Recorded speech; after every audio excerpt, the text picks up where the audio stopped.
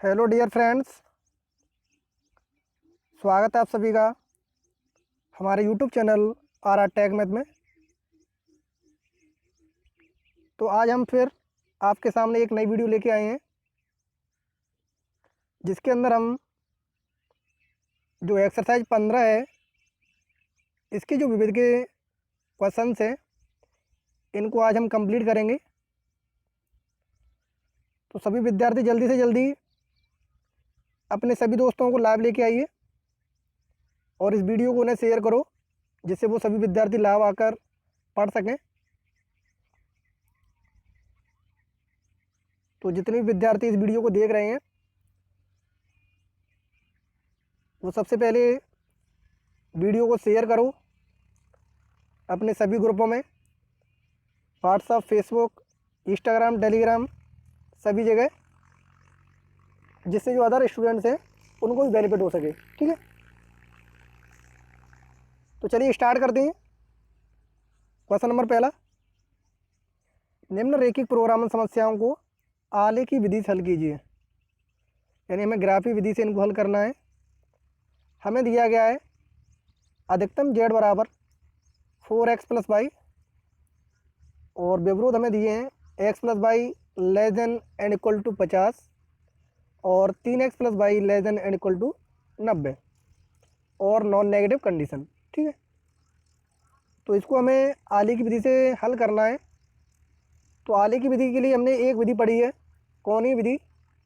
तो उसी कोणीय विधि से हमें इन सभी प्रश्नों को हल करना है। तो उसमें हम सबसे पहले क्या कर देंगे, जो हमारे पास असमीकाएँ होती हैं, इनको हम समीकरणों में चेंज कर देते हैं और उसके बाद प्रत्येक समीकरण के लिए उनके बिंदु ज्ञात करते हैं। उस समीकरण में x बराबर 0 और y बराबर 0 रख के फिर जो हमें बिंदु प्राप्त होती हैं, इनको हम ग्राफ पेपर पर दर्शाते हैं और एक लाइन के द्वारा इन बिंदुओं को मिला देते हैं। फिर इसके बाद जो कार्य है वह है असमीकाओं को संतुष्ट कराना, उसमें मूल बिंदु के मान रखकर। तो इसके बाद हम असमीकाओं को संतुष्ट कराते हैं, इसमें मूल बिंदु के मान रख देंगे। तो अगर हमारी असमीका संतुष्ट होती है तो उसका हल क्षेत्र मूल बिंदु की तरफ होगा। ठीक है, और अगर असमीका असंतुष्ट होती है तो मूल बिंदु से विपरीत दिशा में होगा। ये पूरी प्रोसेस है कोणीय विधि की। ठीक है, तो सबसे पहले हमने इनको समीकरण के रूप में लिख लिया, x प्लस वाई बराबर 50 और 3x प्लस वाई बराबर 90। अब प्रत्येक असमीका के लिए हम इनके बिंदु ज्ञात करेंगे। तो हमने इसको समीकरण के रूप में लिख लिया, x प्लस वाई बराबर 50। तो जब हम इसमें x बराबर 0 रखेंगे तो y की वैल्यू 50 मिलेगी, और जब y बराबर 0 रखेंगे तो x की वैल्यू 50 मिलेगी। ठीक है, ये दो इसकी क्या हो जाएंगे, बिंदु हो जाएंगे, पॉइंट। अब इनको हम ग्राफ पेपर पर दर्शा देंगे। इसके बाद क्या करेंगे, इन दोनों बिंदुओं को हम एक लाइन के द्वारा मिला देंगे। ठीक है, फिर नेक्स्ट कार्य हमारा असमीका को संतुष्ट कराना। तो हमारी असमीका है x plus Y less than and equal to 50। तो इसमें हम x बराबर 0 रखें, y बराबर 0 रखें और देखें कि हमारी असमीका संतुष्ट हो रही है या नहीं। तो 0 प्लस 0 यानी 0 हो जाएगा टोटल, और less than and equal to 50। अब ये हमें चेक करना है क्या ये सत्य है या नहीं, कि 0 छोटा होता है 50 से। तो आप जल्दी से कमेंट करके बताइए कि क्या ये बात ट्रू है कि 0 इज लेस देन 50। जल्दी से कमेंट कीजिए। तो ये बात हमारी कैसी है, सत्य है यानी ट्रू है, क्योंकि 0 हमेशा ही छोटा होता है प्लस के 50 से। इसलिए इसका जो हल क्षेत्र होगा वो मूल बिंदु की तरफ होगा। कहाँ पर होगा, मूल बिंदु की ओर होगा। सेम टू सेम हमें असमीका सेकंड के लिए करना है। 3x plus Y less than and equal to 90 के लिए पहले हमने इसको समीकरण के रूप में लिख लिया। फिर इसमें हमने x बराबर 0 रखा तो y की वैल्यू 90 मिल जाएगी। लेकिन जब y बराबर 0 रखेंगे तो ये बचेगा हमारे पास 3x बराबर 90, यानी कि x बराबर 30। ठीक है, तो इसके बिंदु हो जाएंगे 30,0 और 0,90। अब इनको भी हम ग्राफ पेपर पर दर्शाएंगे और एक लाइन के द्वारा मिला देंगे। फिर इसके बाद इस असमीका को संतुष्ट कराएं, इसमें मूल बिंदु के मान रख दें, तो ये भी 0 हो जाएगा टोटल, यानी 0 less than and equal to 90। तो ये भी हमारी सत्य है कि 0 छोटा होता है 90 से, इसलिए इसका हल क्षेत्र भी मूल बिंदु की ओर होगा। अब नॉन नेगेटिव कंडीशन से तो उनको तो हम दर्शाते हैं एक्स एच और वाई एच से। अब इसका ग्राफ देखें तो ग्राफ पेपर पे हमें इस तरीके से ग्राफ प्राप्त होगा। एक्स प्लस वाई बराबर 50 के लिए बिंदु हो गए ये रहे 50,0 और 0,50 तथा 3x प्लस वाई बराबर 90 के लिए बिंदु हो गए हमारे 30,0 और 0,90। इन दोनों को हमने मिला दिया। अब आप देख रहे हैं कि ये दोनों जो लाइनें हैं वो एक दूसरे को इस बिंदु पर काट रही हैं, ठीक है, इंटरसेक्ट कर रही हैं। तो हमें इसके भी निर्देशांक चाहिए। तो इसके निर्देशांक हम इन दोनों समीकरणों को सॉल्व करके विलोपन विधि से करें या प्रतिस्थापन से, जिससे भी आप करना चाहें। उसके बाद वहाँ से जो एक्स और वाई की वैल्यू मिलेगी वही ये पॉइंट होंगे। कैसे, एक मैं बता देता हूँ। जैसे हमें दिया गया है 3x plus Y equal to 90, दूसरा कितना दिया है x plus Y equal to 50। मैं इसे विलोपन विधि से कर रहा हूँ, तो ये प्लस की है मैंने घटा दी, ये प्लस की मैंने घटा दी और ये प्लस की है तो घटा दी, यानी यहाँ से मेरा बाई से बाई कट गया। अब 3x में से एक एक्स जाएंगे तो यहाँ से 2x बचेंगे और 90 में से 50 जाएंगे तो यहाँ से 40 बचेंगे। अब 2 का भाग दे दें तो x की वैल्यू कितनी आ जाएगी 20। देखो x की वैल्यू 20 है कि नहीं, पहला निर्देशांक। अब इस x की वैल्यू को हम इस समीकरण में रख दें तो 20 उधर जाएगा, तो y की वैल्यू कितनी रह जाएगी 30, तो ये 30 हो जाएगा। तो इस तरीके से हमें इनको सॉल्व करना है और इनके जो इंटरसेक्टिंग पॉइंट है उनको निकालना है। अब दोनों समीकरणों के लिए हमारा जो हल क्षेत्र था वो मूल बिंदु की ओर था, इससे भी मूल बिंदु की ओर है और इससे भी, तो इनका जो कॉमन हल क्षेत्र हो जाएगा वो ये पूरा पार्ट हो जाएगा। तो अब हमें जो मैक्सिमम जेड निकालना है वो इन कोणीय बिंदुओं पर निकालना है, ठीक है। ये चार जो कोणीय बिंदु हैं इन पर ही हमें हल क्षेत्र निकालना है। ये हमारा परिबद्ध हल क्षेत्र हो जाएगा OCEB, ठीक है। तो हम इसमें बिंदु के लिए मैक्सिमम जेड निकालें, कितना आएगा हमारा, O बिंदु पर आ रहा है 0,0 जो कि मूल बिंदु के निर्देशांक थे, इस पर 0 आएगा। C बिंदु पर जब मान रखेंगे 30,0 तो ये आएगा हमारा 120 और E बिंदु 20,30 पर 110। इसके बाद जो B बिंदु है 0,50, इस पर हमारा आएगा 50। अब यहाँ से हम देख सकते हैं कि हमारा मैक्सिमम जो जेड है वो किस बिंदु पर है। तो यहाँ से आपको स्पष्ट दिख रहा होगा कि C बिंदु पर हमारा मैक्सिमम जेड है जिसका मान 120 है, ठीक है। तो ये इसका आंसर हो जाएगा। इस तरीके से हमें क्वेश्चंस को हल करना है नंबर बाई नंबर चयन बनाते हुए, ठीक है। समझ में आ गया? अगर समझ में आ गया हो तो थम्स अप करके बता दीजिए, जल्दी से कमेंट बॉक्स में थम्स अप करके बता दीजिए कि आपको ये सवाल समझ में आ गया। आगे बढ़े तो नेक्स्ट क्वेश्चन है आपका, निम्नरेखिक प्रोग्रामन समस्या को आलेख की विधि से हल कीजिए, जिसमें हमें अधिकतम जेड ज्ञात करना है बराबर 3x प्लस 2y और हमें विवरोध दिया है x plus Y greater and equal to 8। दूसरा दिया है 3x plus 5y less than and equal to 15 और नॉन नेगेटिव कंडीशन, लेकिन उसमें एक कंडीशन दी हमें कि y less than and equal to 15। यानी यहाँ पर हमारे पास 3 असमीकाएँ हैं। तो हम पहले इनको समीकरण के रूप में लिख लेंगे सभी असमीकाओं को। तो x प्लस वाई बराबर 8, 3x प्लस 5y बराबर 15 और x बराबर 0 और y बराबर 15। ठीक है, अब प्रत्येक असमिका के लिए हम बिंदु ज्ञात करेंगे समीकरण बनाते हुए। तो x प्लस वाई बराबर 8 के लिए अगर हम x बराबर 0 रखेंगे तो y की वैल्यू 8 मिलेगी, और जब y बराबर 0 रखेंगे तो x की वैल्यू 8 मिलेगी। तो ये इसके निर्देशांक हो जाएंगे 8,0 और 0,8। अब असमिका में हम मूल बिंदु के मान रखें और असमिका को संतुष्ट कराएं।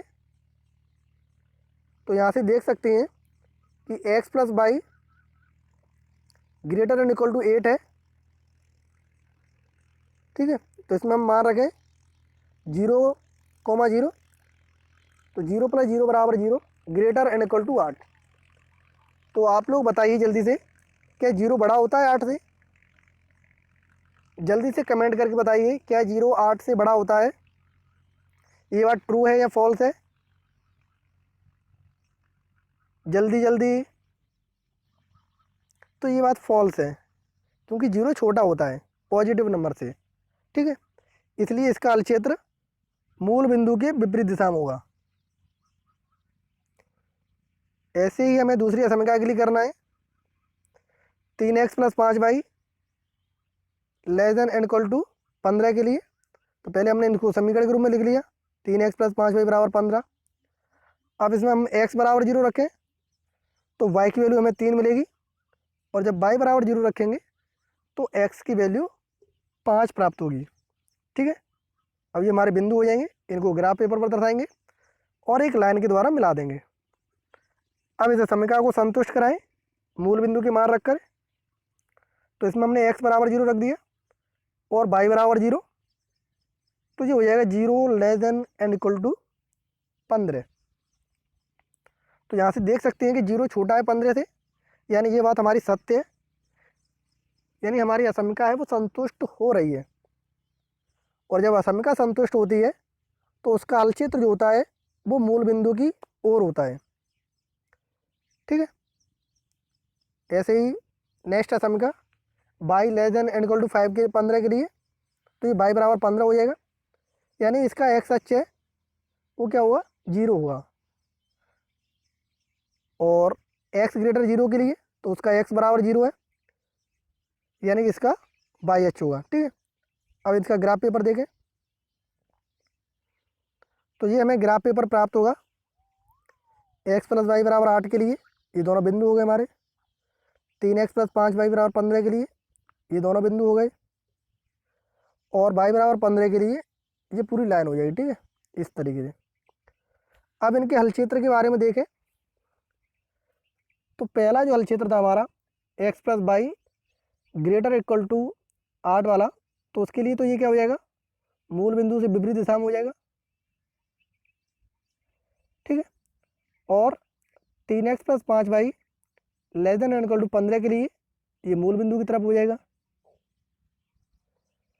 और दूसरा क्या है y बराबर 15 के लिए ये y greater and equal to था कि लेस देन था, यहाँ से हम देखें तो ये less than and equal to था, मतलब इसके लिए भी ट्रू था, तो इसके लिए भी सत्य होगा। तो ये मूल बिंदु की तरफ होगा, इससे ये मूल बिंदु की तरफ, और इससे मूल बिंदु से विपरीत दिशा में। तो अब देखिए ये इन तीनों लाइनों का कोई भी हमें हल क्षेत्र कॉमन नहीं दिख रहा है, इसलिए इसका कोई भी सुसंगत हल विद्यमान नहीं हुआ। ठीक है, क्योंकि जब कॉमन हल क्षेत्र होता है वैनिष्ठ हल क्षेत्र, तभी उसका मान हम ज्ञात कर सकते हैं। समझ में आ गया क्वेश्चन? अगर समझ में आ गया हो तो थम्स अप करके जल्दी से बता दीजिए। और अब इस वीडियो को जल्दी से दोबारा से शेयर करो अपने सभी ग्रुपों में, व्हाट्सएप, फेसबुक, इंस्टाग्राम, टेलीग्राम, सभी जगह पर, और बाकी दोस्तों को जल्दी से जल्दी लाइव लेके आओ।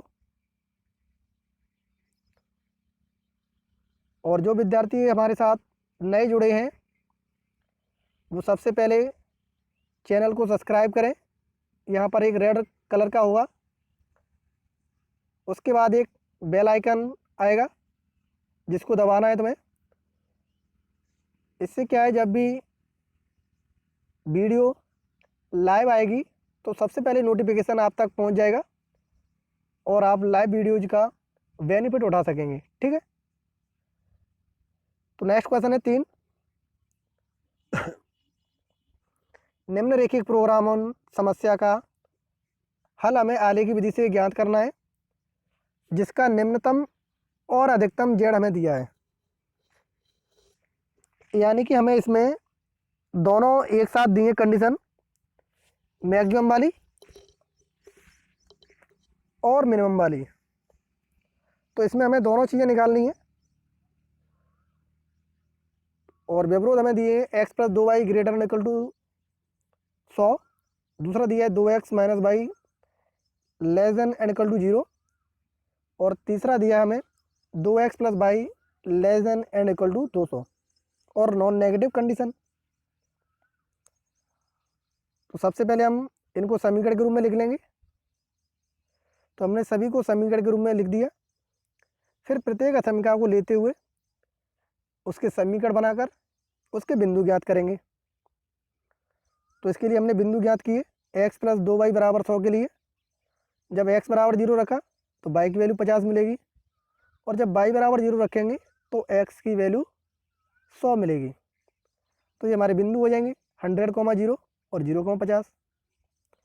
अब इस असमीकरण में मूल बिंदु के मान रखकर इसको संतुष्ट कराएं।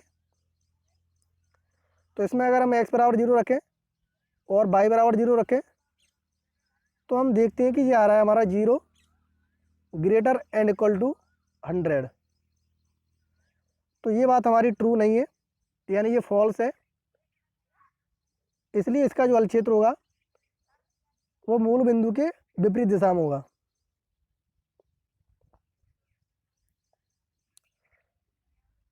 दूसरी समीकरण की बात करें 2x minus Y less than and equal to 0 के लिए, तो पहले हमने इसको समीकरण के रूप में लिख लिया। अब यहाँ से हम देखें कि इसमें जो मान अगर हम रखेंगे, अगर हमने x बराबर 0 रख दिया तो y का मान भी 0 मिलेगा, और अगर हम इसमें x बराबर 100 रख दें तो y का मान 200 मिलेगा, क्योंकि वो 2 गुना है। ये हमारा हो जाएगा y बराबर 2x हो जाएगा। ठीक है, तो ये इसके बिंदु हो जाएंगे 0, 0 और 100, 200। इसको भी ग्राफ पेपर पर दर्शाएं। तो यहाँ से हम देखें कि इसके जो निर्देशांक हैं वो 0, 0 और 100, 200 हैं। फिर इसके बाद असमीकरण को संतुष्ट कराएंगे। तो असमीकरण में हमने मूल बिंदु के मान रख दिए 0, 0, तो हमारा जो आंसर है वो आएगा 0 less than and equal to 0।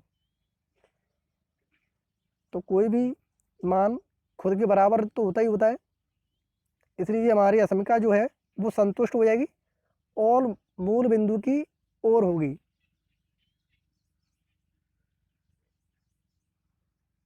Next असमीकरण की बात करें 2x plus Y less than and equal to 200, इसको समीकरण के रूप में लिख लिया। जब x बराबर 0 रखा तो y की वैल्यू 200, और जब y बराबर 0 रखा तो x की वैल्यू 100, और इसके लिए हमने असमीकरण संतुष्ट कराई। तो x बराबर 0 रखने पर, y बराबर 0 रखने पर जो हमें मान प्राप्त होगा वो 0 प्राप्त होगा less than and equal to 200। तो ये भी हमारी असमीकरण संतुष्ट हो रही है, और इसका हल क्षेत्र किधर होगा, मूल बिंदु की ओर होगा। अब इनका ग्राफ देखें तो इस तरीके से हमें इसका ग्राफ प्राप्त होगा तीनों समीकरणों के लिए। ये वाली जो लाइन है वो हमारी 2x माइनस वाई बराबर 0 के लिए है, और ये जो लाइन जा रही है ये x प्लस वाई बराबर 100 के लिए, और ये वाली लाइन हमारी 2x प्लस वाई बराबर 200 के लिए। ठीक है, अब इनकी जो इंटरसेक्टिंग पॉइंट है ये भी हमें ज्ञात करने हैं, और जहाँ पर ये काट रही हैं उन्हीं लाइनों को हमें लेना है। जैसे ये वाली लाइन एक दूसरे को काट रही हैं, तो एक इस वाले समीकरण को और एक इस लाइन के समीकरण को, दोनों को सॉल्व करना है, और वहाँ से x और y की जो वैल्यू आएगी वो इसमें लिखनी है। ठीक है, इस तरीके से हमें सॉल्व करने हैं। ऐसे यहाँ पर जो पॉइंट है ये भी हमें कैसे निकालना है, एक इस वाली लाइन को लेकर और एक इसको लेकर इनको सॉल्व करके निकालना है। और ये वाला जो पॉइंट है ये हमें इन दोनों लाइनों को सॉल्व करके निकालना है, ठीक है। तो इंटरसेक्टिंग पॉइंट हमें प्रत्येक में निकालने हैं। अब इसके हल क्षेत्र की बात करें तो इसका हल क्षेत्र कैसा होगा ये हमें देखना है।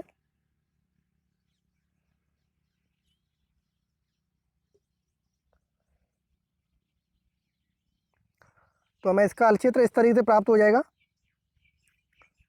ये इसका बाउंडेड क्षेत्र हो जाएगा। तो हमें इन पॉइंटों पर, ये जो हमारे 4 पॉइंट दिख रहे हैं, इन पॉइंटों पर इसका मान याद करना है कि कहाँ पर इसका मान अधिकतम प्राप्त होगा, किस बिंदु पर, और किस बिंदु पर इसका मान निम्नतम प्राप्त होगा। तो इन चारों पॉइंटों पर हम चेक करेंगे इसके मान को। तो हमने चारों पॉइंटों को ले लिया। ई 20,40 पे ये 100 प्राप्त होगा, बी 0,50 पे ये 100 प्राप्त होगा, एफ 50,100 पे ये 250 प्राप्त होगा, और डी पर 0,200 पर ये 400 प्राप्त होगा। तो यहाँ से हम देख सकते हैं कि इसका जो मिनिमम मान है वो 2 बिंदुओं पर मिल रहा है, एक ई पर और एक बी पर। कितना है? 100। तो जो बी और ई है वे दोनों पॉइंट जिस लाइन पर है बी और ई, उसके लिए ए बी को मिलाने वाली रेखा के प्रत्येक बिंदु पर इसका न्यूनतम मान प्राप्त होगा, और जो डी बिंदु है 0,200 इस पर इसका अधिकतम मान प्राप्त होगा। तो इस तरीके से हमें इनके मान ज्ञात करने हैं कि किस पर अधिकतम होगा और किस पर निम्नतम। नेक्स्ट क्वेश्चन देखें। अधिकतम जेड बराबर 3x प्लस 2y होगा यहाँ पर, शायद एक बार मैं चेक कर लूँ इसको। हाँ y है इसमें, ठीक है, कुछ टाइपिंग एरर भी है इसमें। 3x प्लस 2y, और विपरीत दिए हमें x plus 2y less than equal to 10। दूसरा दिया है 3x plus Y less than equal to 15 और नॉन नेगेटिव कंडीशन। तो पहले हम इनको समीकरण के रूप में लिख लेंगे, फिर प्रत्येक असमीकरण को लेते हुए उनके समीकरण बनाकर उनके बिंदु ज्ञात करेंगे। तो x प्लस 2y बराबर 10 के लिए बिंदु हमें मिलेंगे 0,5 और 10,0। इनको ग्राफ पेपर पर दर्शाएंगे और एक लाइन के द्वारा मिला देंगे, फिर असमीकरण को संतुष्ट कराएं। तो इसमें मूल बिंदु की मान रख दें 0,0, तो 0 लेस देन इक्वल टू 10 प्राप्त होगा, यानी कि हमारी जो असमीकरण है वो संतुष्ट हो जाएगी। इसलिए इसका जो हल क्षेत्र होगा वो मूल बिंदु की तरफ होगा। ऐसी सेकंड असमीकरण के लिए बात करें 3x plus Y less than equal to 15 के लिए, तो इसको समीकरण के रूप में लिख लेंगे, और जब इसमें में मान रखें x बराबर 0 तो y की वैल्यू 15 मिलेगी, और जब y बराबर 0 रखेंगे तो x की वैल्यू 5 मिलेगी। तो ये इसकी बिंदु हो जाएंगी 5,0 और 0,15, ठीक है। अब इन दोनों बिंदुओं को मिला देंगे एक लाइन के द्वारा, और अब हम असमीकरण को संतुष्ट कराएंगे इसके लिए। तो उसने x बराबर 0 और y बराबर 0 रख दिया, तो ये हो जाएगा 0 लेस देन इक्वल टू 15, यानी ये हमारी असमीकरण है वो भी क्या हो रही है? संतुष्ट हो रही है। इसलिए इसका हल क्षेत्र जो होगा वो भी मूल बिंदु की तरफ होगा, यानी इसका ग्राफ पेपर जो बनेगा वो इस तरीके से प्राप्त होगा, दोनों लाइनों से मूल बिंदु की तरफ होगा, ठीक है। यानी बीच वाला पार्ट है ये कॉमन हल क्षेत्र हो जाएगा, और हमें ये जो इंटरसेक्टिंग पॉइंट है दोनों लाइनों का ये भी हमें ज्ञात करना है, दोनों समीकरणों को सॉल्व करके x और y के मान ज्ञात करके, जो हमें प्राप्त होंगे 4,3। तो इनके जो कोनी बिंदु हैं 4, इन कोनी बिंदुओं पर हम इसका मान ज्ञात करेंगे। तो इन चारों बिंदुओं पर हम इसका मान ज्ञात करें कि किस पर इसका मान अधिकतम है। तो ये चारों पॉइंट लिख लिए हमने, और प्रत्येक पर देखा किसका मान कितना आ रहा है।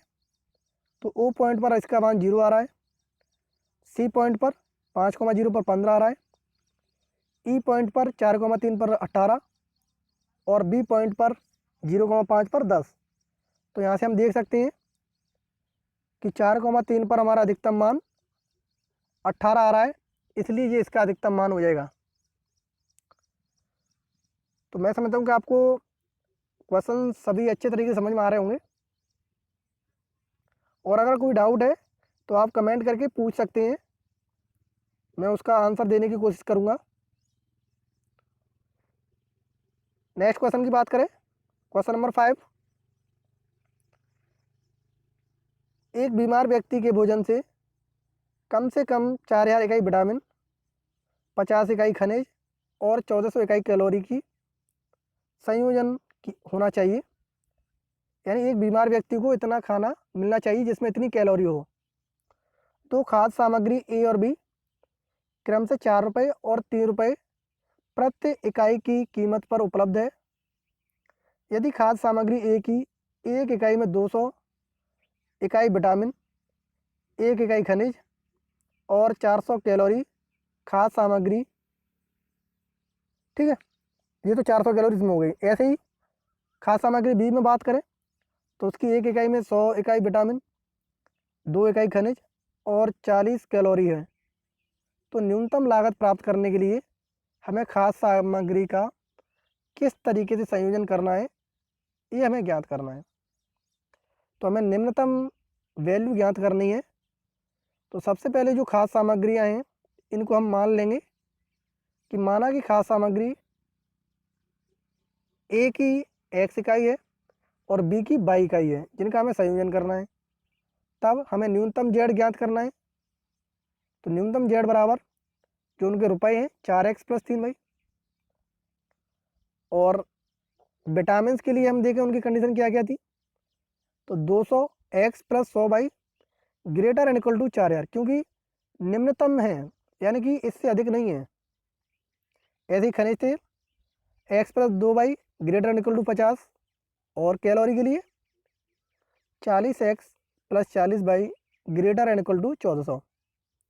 तो ये हमारे इसके लिए व्यवरोध बन जाएंगे, क्योंकि ये हमारे पास उपलब्ध है, इससे ज़्यादा उपलब्ध नहीं है।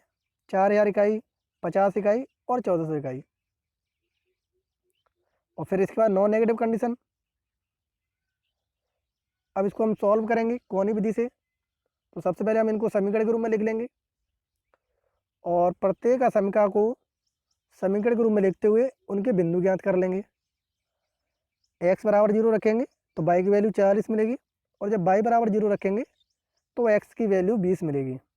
ठीक है, अब इन बिंदुओं को ग्राफ पेपर पर दर्शाएंगे और एक लाइन के द्वारा मिला देंगे। इसके बाद हम असमीका को संतुष्ट कराएं, x बराबर 0 y बराबर 0 रखें, तो ये टोटल प्राप्त होगा 0 ग्रेटर एंड इक्वल टू 40। यानी कि ये हमारी जो असमीका है वो संतुष्ट नहीं हो रही है, इसलिए इसका जो हल क्षेत्र होगा वो मूल बिंदु के विपरीत दिशा में होगा। सेकंड असमीका की बात करें, इसके लिए x + 2y greater and equal to 50 के लिए समीकरण के रूप में लिख लेंगे पहले इसको। फिर जब x बराबर 0 रखेंगे तो y की वैल्यू 25 मिलेगी, और जब y बराबर 0 रखेंगे तो x की वैल्यू 50 प्राप्त होगी। अब इन बिंदुओं को ग्राफ पेपर पर दर्शा दो और एक लाइन के द्वारा मिला दो। फिर असमीका को संतुष्ट कराएं, इसमें मूल बिंदु की मान रख के, तो ये हमें प्राप्त होगा 0 ग्रेटर एंड इक्वल टू 50। तो यहाँ से हम देख सकते हैं कि ये भी हमारी जो असमीका है वो संतुष्ट नहीं हो रही है, क्योंकि 0 ग्रेटर है, लेस देन नहीं है, इसलिए इसका जो हल क्षेत्र होगा वो भी मूल बिंदु के विपरीत दिशा में होगा। नेक्स्ट असमीका की बात करें तो पहले तो हमने इसको सिंपल बना लिया, तो ये हो जाएगा x + y बराबर 35। अब इसमें x बराबर 0 और y बराबर 0 रख के हम पॉइंट निकाल लेंगे। तो बिंदु हमें ज्ञात होंगे 0, 35 और 35, 0। इसके बाद हम असमीका को संतुष्ट कराएंगे, तो x बराबर 0 y बराबर 0 रखने पर 0 ग्रेटर एंड इक्वल टू 35 प्राप्त होगा। तो ये हमारी असमीका जो है वो भी संतुष्ट नहीं हो रही है, इसमें गलत लिखा है कि संतुष्ट हो रही है, वो भी संतुष्ट नहीं हो रही है क्योंकि ग्रेटर इक्वल टू है। ठीक है, इसलिए जो हल क्षेत्र होगा इसका वो मूल बिंदु के विपरीत दिशा में होगा। अब ग्राफ पेपर देखें इसका, तो ग्राफ हमें इस तरीके से प्राप्त होगा। इसके लिए ध्यान देना, इसका ग्राफ हमें इस तरीके से प्राप्त होगा, क्योंकि सभी जो लाइनें हैं उनसे इसका हल क्षेत्र विपरीत दिशा में, मूल बिंदु से विपरीत दिशा में, तो सभी से विपरीत दिशा में ऊपर जाएगा। ठीक है, सभी लाइनों से, तो इनका जो कॉमन हल क्षेत्र हो जाएगा वो इस तरीके से ये प्राप्त होगा हमें। और हमें इन लाइनों के जो इंटरसेक्टिंग पॉइंट हैं वो भी ज्ञात करने हैं कि ये इंटरसेक्टिंग पॉइंट कौन कौन से हैं। तो सारे हमें इंटरसेक्टिंग पॉइंट इनके निकालने हैं। ठीक है, तो इस पॉइंट को हम निकाल लेंगे।